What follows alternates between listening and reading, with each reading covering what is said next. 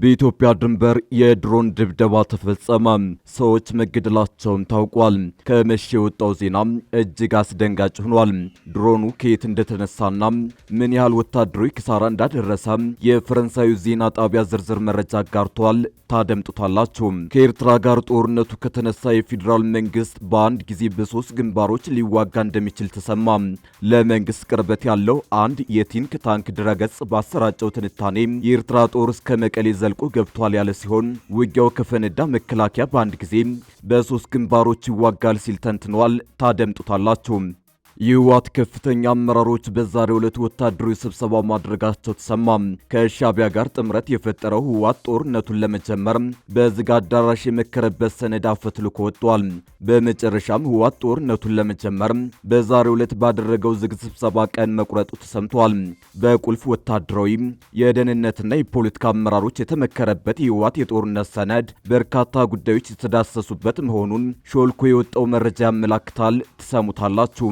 የትግራይ ወጣቶች በህወሓትና በፌዴራል መንግስት መካከል የተፈጠረውን ወታደራዊ ፍጥጫ ተከትሎ በየአቅጣጫው አካባቢያቸውን ለቀው እየወጡ መሆኑ ተሰምቷል። ወጣቶቹ በብዛት ወደ መሃል ሀገር እየተንቀሳቀሱ መሆኑን በተገለጸበት አጋጣሚ መከላከያ ሰራዊትና የህወሓት ታጣቂዎች በተፋጠጡባቸው አዋሳኝ አካባቢዎች ጦርነቱ ሊፈነዳ ጫፍ መድረሱ እየተነገረ ነው። ከቦታው የተሰማውን መረጃ እናስደምጣችኋለን። ትራምፕ በኢራን ላይ ጥቃት ለመፈጸም ወሰኑ። ፕሬዝዳንቱ እስከ ቅዳሜ ድረስ በኢራን ላይ ጥቃት ለመፈጸም እንዳቀዱ የሚያመላክት መረጃ ወጥቷል። ጥቃት መፈጸም ስለሚቻልበት ሁኔታ ከአማካሪዎቻቸው ጋር መወያየታቸው ተነግሯል። በዝርዝር እናስደምጣችኋለን። አክብሮታዊ ሰላምታችን በያላችሁበት የዓለም ዳርቻ የረሳችሁ የተወደዳችሁ የአንድ አፍታ ሚዲያ ቤተሰቦች ከአንድ አፍታ ለአሁኑ መደመጥ አለባቸው ያልናቸውን ዜናዎች ወደ እናንተ የምናደርስበት ሰዓት ላይ ተገኝተናል። አብራችሁን ትቆዩ ዘንድ ግብዣችን ነው።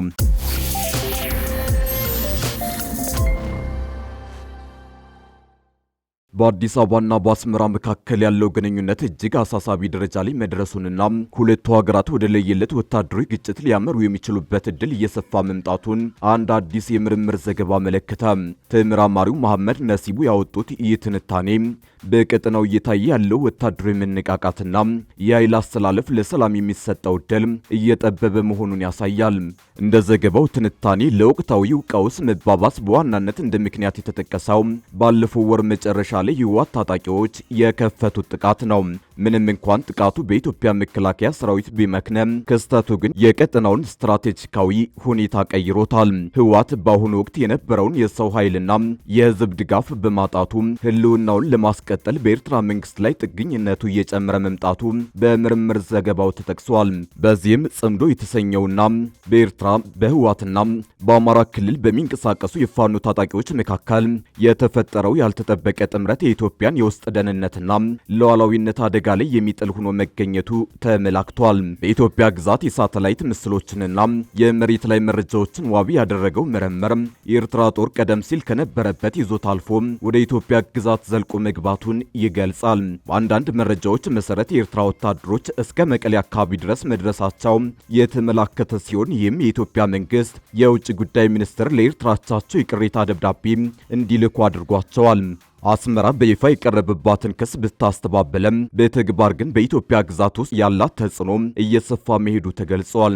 የኢትዮጵያ መንግስት የሰሜኑን ጦርነት ተከትሎ መከላከያ ሰራዊቱን በዘመናዊ መሳሪያዎችና በሰው ኃይል በከፍተኛ ደረጃ ቢገነባ ይህ ወታደራዊ አቅም የኤርትራን ጣልቃ ገብነት ለመግታት አለመቻሉ በምርምሩ ተተንትኗል። ይልቁንም አስመራ በውክልና ታጣቂዎች አማካኝነት ግጭቶችን ለመቀስቀስ ያላት ፍላጎት መጨመሩ የመከላከል ስትራቴጂው ውጤታማ እንዳይሆን አድርጎታል። ግጭቱ ከተቀሰቀሰ ኢትዮጵያ በተለያዩ አቅጣጫዎች ማለትም ከኤርትራ ጦር ከህወሓትና ከፋኖ ታጣቂዎች ጋር በተመሳሳይ ጊዜ ልትጋፈጥ የምትችልበት ስጋት አለ። ከዚህም ባለፈ እንደ ሱዳንና ግብጽ ያሉ የውጭ ኃይሎች በራሳቸው ስትራቴጂካዊ ፍላጎት ምክንያት በጦርነቱ ውስጥ ጣልቃ ሊገቡ እንደሚችሉና ይህም ሁኔታውን ወደ ቀጠናዊ ጦርነት ሊቀይረው እንደሚችል ተመራማሪው ያስጠነቅቃሉ። ለዚህ አሳሳቢ ችግር መፍትሄ ለመስጠት ግልጽ የሆነ ገለልተኛ አሸማጋይ አለመኖሩ ሌላው ፈተና ነው።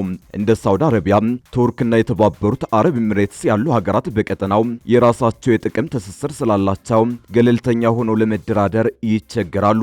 የአፍሪካ ህብረትና የተባበሩት መንግስታት ድርጅትም በጉዳዩ ላይ ያላቸው ተጽዕኖ እየቀነሰ መምጣቱ ለሰላም ያለውን ተስፋ ይበልጥ አጥብቦታል።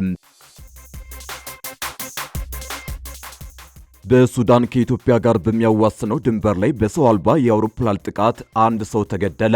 በኢትዮጵያና ሱዳን ድንበር አቅጣጫ ላይ በምትገኘው በሱዳኗ ኮርመክ ከተማ ላይ ዛሬ በደረሰ የድሮን ጥቃት አንድ ሰው መገደሉን ባለስልጣናትን ጠቅሶ የፈረንሳዩ ዜና አገልግሎት ዘግቧል። ጥቃቱ የተሰነዘረው በሱዳን ፈጥኖ ድራሽ ኃይላት ሳይሆን እንዳልቀረም ዘገባው አክሎ አስታውቋል። የሱዳን ባለስልጣናት ለዜና ምንጩ እንዳስታወቁት በሱዳኗ ናይል ግዛት ስር በምትገኘው ኮርመክ ከተማ ድንበር ላይ በደረሰው የድሮን ጥቃት አንድ ሰው ሲገደል 8 ሰዎች ቆስለዋል፣ 16 የመኖሪያ ቤቶች ደግሞ ወድመዋል።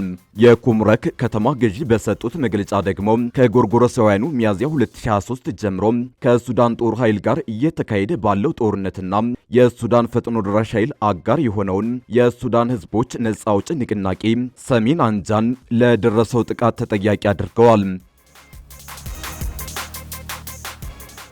ከሻዕቢያ ጋር ጥምረት የፈጠረው ህወሓት ጦርነቱን ለመጀመር በዝግ አዳራሽ የመከረበት ሰነድ አፈትልኮ ወጣ። በመጨረሻም ህወሓት ጦርነቱን ለመጀመር በዛሬው ዕለት ባደረገው ዝግ ስብሰባ ቀን መቁረጡ ተሰምቷል። የፕሪቶሪያውን ስምምነት የሚፈልገውን ውጤት አላመጣልኝም የሚል ግምገማ ያለው ህወሓት ለ3 ዓመት ያገኘውን ጊዜ መግዣ ተጠቅሞ ወደ ጦርነት በፍጥነት እየተንደረደረ ነው። ይህን ደብረጽዮን ገብረ ሚካኤል ቡድን በፌዴራል መንግስት ላይ ጦርነት ለማወጅ ያደረገውን ሁለንተናዊ ዝግጅት ገምግሟል ተብሏል። ዛሬ የካቲት 12 ቀን 2018 ዓ.ም የህወሓት ቁልፍ ካድሬዎች በድብቅ ስብሰባ ተጠርተው በጦርነት ዝግጅት ሰነዶች ላይ መክረዋል። በቁልፍ ወታደራዊ የደህንነትና የፖለቲካ አመራሮች የተመከረበት የህወሓት የጦርነት ሰነድ በርካታ ጉዳዮች የተዳሰሱበት መሆኑን ሾልኮ የወጣው መረጃ ያመለክታል። በከፍተኛ ካድሬዎች የተመከረበት የጦርነት ዝግጅት ሰነድ ፖለቲካዊ፣ ወታደራዊ፣ ዲፕሎማሲያዊ፣ ኢኮኖሚያዊና ማህበራዊ ጉዳዮችን ያጠቃለለ ነው ተብሏል። በሰነዱ ላይ ህወሓት የጦርነቱ የበላይ መሪ ሆኖ እንደሚቀጥል የተገለጸ ሲሆን የጀነራል ታደሰ ወረደ ጊዜያዊ አስተዳደር ለፌዴራል መንግስት መታዘዙን ሙሉ በሙሉ ያቆማል ተብሏል። ጊዜው አስተዳደሩ በህወሓት ወታደራዊ ምክር ቤት ውስጥ እንደ አንድ አስተዳደራዊ ጉዳዮች ይመራል የተባለ ሲሆን ጄኔራል ታደሰ ወረደ ወታደራዊ ምክር ቤቱ ውስጥ ይገባሉ ተብሏል።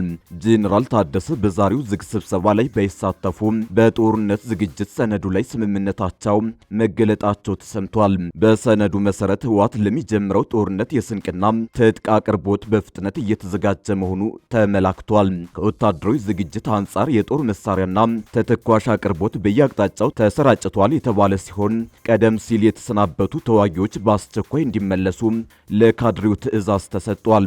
ህወሓት ጦርነቱን ለመጀመር ከፌዴራል መንግስት ተቀናቃኝ ኃይሎች ጋር ግንኙነት መጀመሩ የተገለጸ ሲሆን ከውስጥና ከውጭ ቅንጅት መፍጠሩን በሰነዱ አረጋግጧል።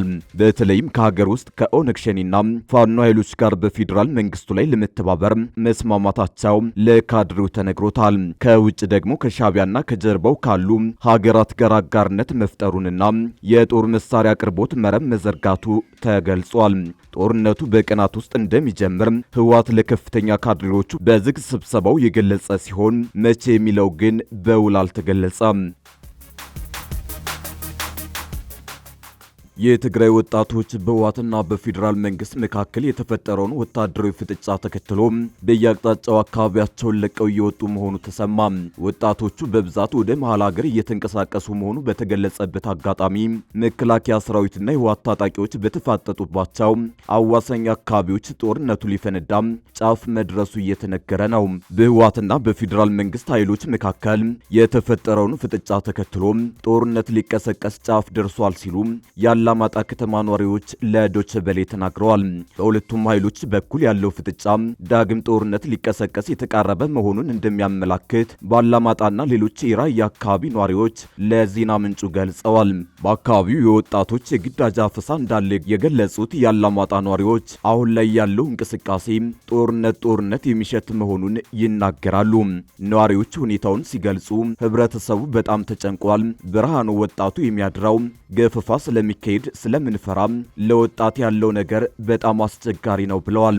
ጦርነት ሊቀሰቀስ ይችላል በሚል ፍራቻ ከአካባቢያቸው የሚፈናቀሉ ሰዎች መኖራቸውን የሚገልጹት የአላማጣ ነዋሪዎች በከተማው ውስጥ ያለው ሁኔታ አስፈሪ መሆኑን ይናገራሉ። ከ3 ሳምንት በፊት የፌዴራል ኃይሎች ለቀው መውጣታቸውን ተከትሎ እንደ አላማጣ ያሉ አካባቢዎችን ሙሉ በሙሉ የተቆጣጠረው ህወሓት የጦር መሳሪያ እያስገባ ነው ተብሏል። የህወሓት ታጣቂዎች ከሰው መሃል ተተኳሽ ጥይት መንደር መሃል አስቀምጠዋል። አሁን ህብረተሰቡ እየተፈናቀለ ነው፣ ከፈለጋችሁ ኑሩ፣ ካልሆነ ጥቁር አስፓልት ይዛችሁ ውጡ እያሉን ነው ሲሉ ነዋሪዎች ተናግረዋል። ቀደም ሲል በተለይ የአማራ ተወላጆች ከ60 ሺህ በላይ ሰዎች የተፈናቀሉ ሲሆን አሁን ላይ ደግሞ የትግራይ ተወላጆች በስጋት እየተፈናቀሉ ነው። በአላማጣ ከተማና ዙሪያው ካለው ወታደራዊ እንቅስቃሴ ወደ ጦርነት እያመራ መሆኑን ተከትሎ ወጣት ልጆቻቸው ተጠቂ እንዳይሆን ለመሸሽ መቸገራቸውን ነዋሪዎች ተናግረዋል። የህወሓት ታጣቂዎች የግዳጅ አፈሳ መጀመራቸውን ተከትሎ በየበረሃው በእግር የሚፈናቀለው ወጣት እያደኑ እየያዙ ነው ተብሏል። ወደ መሃል ሀገር ለመውጣት የትራንስፖርት እጥረት ስላለ በእግር የሚጓዙ ወጣቶች መንገድ ላይ ተይዘው እየተመለሱ መሆኑ ወላጆችን ለከፍተኛ ጭንቀት ዳርጓል። ትራምፕ ኢራን ላይ ጥቃት ለመፈጸም ወሰኑ። የአሜሪካ ጦርም ጥቃቱን ለመፈጸም ዝግጁ መሆኑን አሳውቋል። ትራምፕ እስከ ቅዳሜ ድረስ በኢራን ላይ ጥቃት መፈጸም ስለሚቻልበት ሁኔታ ከአማካሪዎቻቸው ጋር መወያየታቸውን የሚገልጽ አደገኛ መረጃ ወጥቷል። የአሜሪካ ከፍተኛ የብሔራዊ ደህንነት ባለስልጣናት ለፕሬዝዳንት ትራምፕ የአገሪቱ ጦር እስከ ቅዳሜ ድረስ ኢራን ላይ ሊፈጸሙ የሚችሉ ጥቃቶችን ዝግጁ መሆኑን ማሳወቁን በአሜሪካ የቢቢሲ አጋር የሆነው ሲቢኤስ ምንጮችን ጠቅሶ ዘግቧል። ትራምፕ በኢራን ላይ ጥቃት መቼ ሊፈጽሙ እንደሚችል ከአማካሪዎቻቸው ጋር ቢነጋገሩም ከውሳኔ ላይ አለመድረሳቸው ተገልጿል። ሲቢኤስ ይህን እቅድ ወደፊት ሊገፋ እንደሚችል ምንጮችን ጠቅሶ ዘግቧል። ምንጮች የትራምፕ አማካሪዎች የተፈጠረውን ውጥረት እንዲሁም ጥቃቱ ባይፈጸም የሚኖረውን ፖለቲካዊና ወታደራዊ አደጋ እየፈተሹ መሆኑ ተገልጿል። በሚቀጥሉት 3 ቀናት ፔንታጎን የተወሰኑ ወታደራዊ ኃይሎችን ከመካከለኛው ምስራቅ በማስወጣት ወደ አውሮፓ ወይንም ወደ አሜሪካ ያሰማራል ተብሏል። ሲቢኤስ ምንጮቹን ጠቅሶ እንደዘገባው ፔንታጎን ያሉትን ወታደራዊ ኃይሎች ከቦታ ቦታ ማንቀሳቀስ የተለመደ አሰራር መሆኑን የገለጸ ሲሆን በኢራን ላይ የሚፈጸመው ጥቃት የማይቀር መሆኑን አያሳይም ተብሏል።